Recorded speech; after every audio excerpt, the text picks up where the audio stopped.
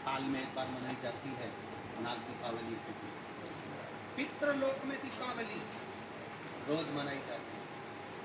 कारण, पितृलोक में दिवाली रोज क्यों मनाई जाती है, उसका कारण क्या होता है? लक्ष्मी जी ने नारायण से पूछा, ब्रह्माणी ने ब्रह्मा जी से पूछा, इंद्राणी ने इंद्र से पूछा, एक बात बताओ, तुम दिन भर वैकुंठ में नहीं रहते हो नारायण, आप कहाँ चले जाते हो? भगवान विष्णु ने कहा, मैं बता नहीं सकता कि मैं दिन भर कहाँ जाता हूँ। नहीं, आज तो आपको बताना पड़ेगा कि तुम दिन भर कहाँ जाते हो,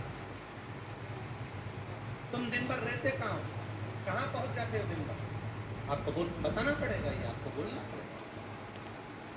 भगवान नारायण कहते हैं, मैं नहीं बता सकता। सुबह शाम घर पर आते हो, दिन भर गायब रहते हो, आप फिर जाते क्या हो? पति से क्यों ना पूछो? तुम भी अपने पति से पूछ सकती हो, क्यों दुकान तो 8 बजे बंद हो गई थी, 11 बजे आ रहे हो, कहाँ थे श्रीमान? पूछ सकती है, पत्नी का फर्ज है पूछना, और पूछना चाहिए भी,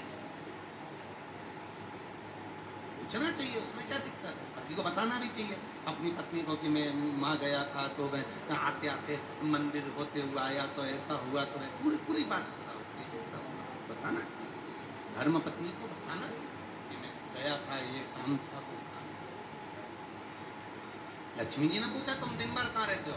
भगवान विष्णु ने कहा, मैं बता नहीं सकता। बताना पड़ेगा। तब नारायण ने कहा, फिर नारायण बोलो, नारायण ने कहा कि देखो लक्ष्मी, बात ऐसी है कि पितृलोक इतना सुंदर लोक है, इतना सुंदर लोक है कि जहाँ जितने पितर निवास करते हैं, उनके घर का कोई व्यक्ति अगर कथा सुनने जाता है, मंदिर जाता है, अगरबत्ती लगाता है, दिया लगाता है, या पूजन आराधना करता है, या भूलवश भी कहीं भगवान की कथा में जाकर बैठ जाता है, जितनी देर उसके घर का व्यक्ति कथा में बैठता है, नारायण कहते हैं, उतनी देर मैं उसके घर के पितरों के कंधे पर हाथ रखकर कथा को श्रवण करता हूं।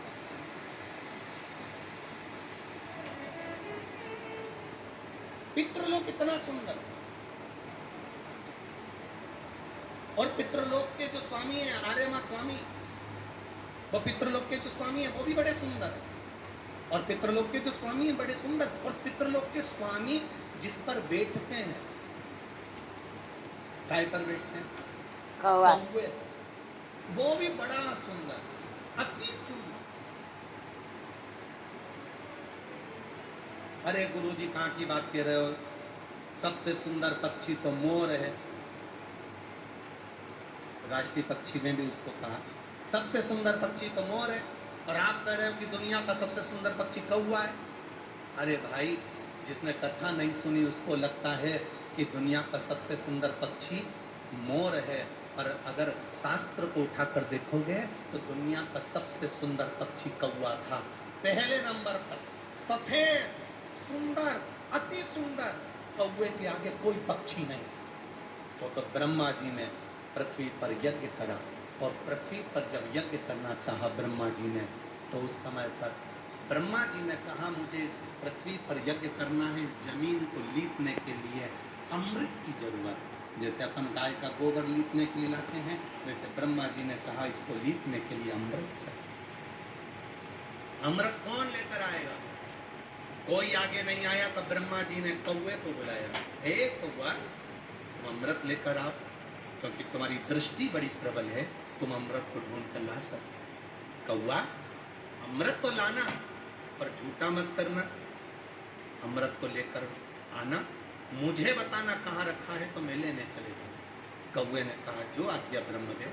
कौवा आर्यमा स्वामी को नमन करा, प्रभु ब्रह्मा जी का काम है, मुझे जाना पड़ेगा। कौवा बड़ा सुंदर था, बुद्धिमान था, तो कौवे को भेज दिया। इसलिए रामचरितमानस में काकभस्सुंदी की कथा बार बार आती है। गरुड़ और कौवे की कथा आ रही है।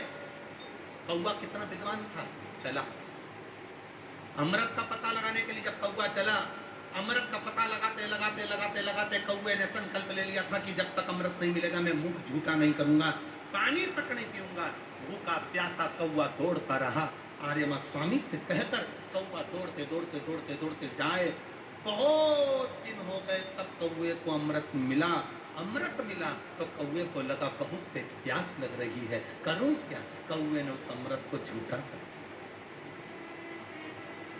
ब्रह्मा जी को आकर कहा, स्वामी अमृत वहां रखा हुआ है, पर बात इतनी सी है कि मैंने उस अमृत को झूठा कर दिया। ब्रह्मा जी को क्रोध आ गया। ब्रह्मा जी ने कहा, कौवे तू सफेद होकर सुंदर होकर तूने ऐसा काला काम कर दिया, ऐसा बेकार काम करा, तूने अमृत को झूठा करा और ऐसा काला काम तूने करा। मैं तुझे श्राप देता हूं कौवे, तू गोरे से काला हो जाएगा। तूने अमृत को झूठा करा इसलिए तेरी वाणी कर्कश हो जाएगी, तेरी वाणी कर्कश हो जाएगी। अमृत को कौवे ने झूठा करा था, इसलिए सारे पक्षी जल्दी मरते हैं, पर कौवा इतनी आसानी से नहीं मरता। कौवा इतनी आसानी से नहीं मरता। सारे पक्षी जल्दी मरते हैं, पर कौवा आसानी से नहीं मरता। तेरी वाणी कर्कश होगी तो काला होगा।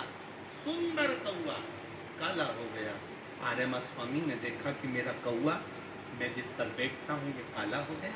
आर्यमा स्वामी ने ब्रह्मा जी से कहा, क्या चाहते थे? ब्रह्मा जी कहते हैं, मुझे यज्ञ करना था, जमीन को जीतना था, कौवे ने अमृत झूठा कर दिया। क्यों चिंता करते हो? अमृत तो अमृत है, कोई झूठा भी कर देगा तो अमृत की शान कहाँ घट जाए? अमृत की क्या शान घटना? आर्यमा स्वामी ने कौवे से कहा, तू चिंता मत कर। आर्यमा स्वामी बोले, कौवे तू चिंता मत कर, आज मैं तुझको एक कार्य देता हूं। जब 16 श्राद्ध आएंगे, कौवा जिस जीव की जो तिथि होगी, मान लो किसी की चतुर्थी तिथि है, तो चतुर्थी तिथि पर तुझे छोड़ने के लिए पृथ्वी पर पितरों को जाना पड़ेगा।